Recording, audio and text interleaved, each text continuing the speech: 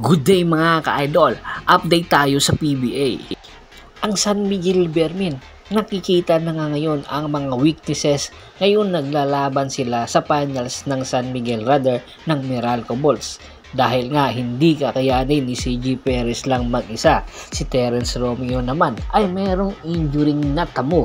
Kaya naman ang average ni Terence Romeo na 15 points per game ay talagang pinupunan talaga ito ni CJ Perez at Junmar Fajardo. Malaking kawalan sa San Miguel Bearmen ang pagkawala ni Terence Romeo at hindi pa alam kung kailan ito makakabalik. Dahil nga sa kakulangan sa firepower ay tiyak nahihirapan ang San Miguel sa series nila ng Meralco Bulls, lalo na ang depensa ng Meralco Bulls ay talagang pukpukan. Kinakailangan nila ng isang point guard na umi-score para nang sa ganon ay hindi mapupuno ang load ni Junmar Fajardo. Posible pang makapagpahinga itong si Junmar Fajardo at dahil nga nag-a-average ito ng 42 points per game ay malaki ang tsansa na mapapagod talaga itong si Junmar Fajardo dahilan para maubusan ito ng hangin pagdating sa crunch time sa fourth quarter. Malaki ang tsansa na mas malakas ang Meralco Bulls ngayong nakaharap na nila ito sa final. Kaya naman tinitingnan na ang mga posibilidad ng pagdagdag ng San Miguel Bearmen ng mga firepower sa susunod na konferensya. At tinitingnan na rin ang posibilidad na pakakawala na nila si Terence Romeo at maghanap na ng posibleng pamalit dito. Ang nasabing senaryo ay nakikita na nila dahil na rin sa kalaging wala si Terence Romeo ay dahil na rin sa kanyang injuring natamo. Si Terence Romeo hindi magaling-galing ang kanyang back spasm injury dahilan para hindi ito mapakinabangan ng San Miguel Bearmen.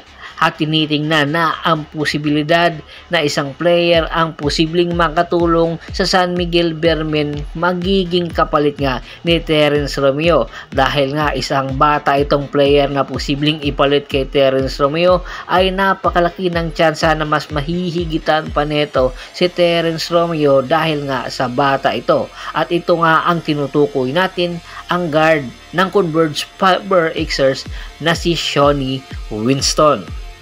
Kamakailan lang inilagay na nga si Shawnee Winston sa trading block ng San Miguel Bearmen rather ng Converge Fiber Xers. Sa ganda ng kanyang ipinapakita sa Converge Fiber Xers, marami ang nagka-interest na kupunan na kunin ito bilang isang scorer at magiging future superstar ng nasabing kupunan na posible niyang kuhain or mapupuntahan. At ito na nga ang posibleng magiging destinasyon ni Shawnee Winston ay ang San Miguel Bearmen. Sa ganda ng ipinapakita ni Shawnee Winston, posible itong maging off the bench at magiging kapalitan si CJ Perez. Kayang-kayang punan ni Shawnee Winston ang maiiwan na papel ni Terence Romeo at malaki ang posibilidad na magiging superstar someday ito ng San Miguel Bearmen kung mabibigyan talaga ito ng pagkakataon at minuto ni Coach George Gallet. Sa height nitong 6 foot ay malaki ang tsansa na mas ma-i-improve pa nito ang kanyang mga arsenal na tinatago. Kung sakasakaling matuloy ang trade negotiation, marami na ang usapan ngayon na posible magiging championship contender na muli ang mga susunod na konferensya ng San Miguel Bearmen at mas lalong lalalim ang kanilang lineup.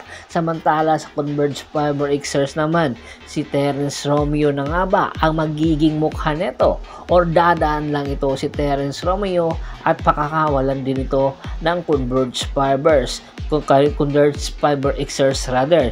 Ito yung mga katanungin ngayon ng mga fans na posibleng masagot lamang kung sakaling matuloy na ang nasabing trade negotiation na nagaganap ngayon. Kahit nga nasa finals ang San Miguel ay meron na itong ginagawang mga move paghahanda sa susunod na konferensya. Ano sa tingin nyo? Patas ba ito? si Terence mapupunta sa Converge at si Shawnee Winston mapupunta sa San Miguel Bearmen. Komento na sa baba ng video at pag-usapan natin yan. Once again, this is Percival Monteron at your service. Don't forget to subscribe to Sports Channel at don't forget to click the notification bell button para nga maging updated palagi sa kwentuhan. At bago pa ba natin tapusin ang ating kwentuhan, shoutout muna tayo sa ating mga solid na followers na laging sumusuporta sa atin.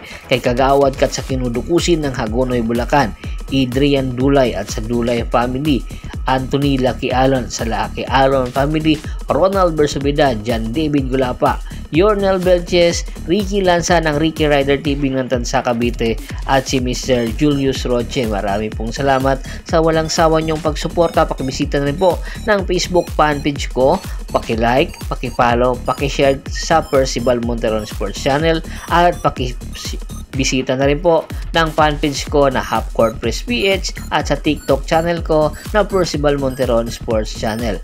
Hanggang sa muling kwentuhan, maraming salamat po.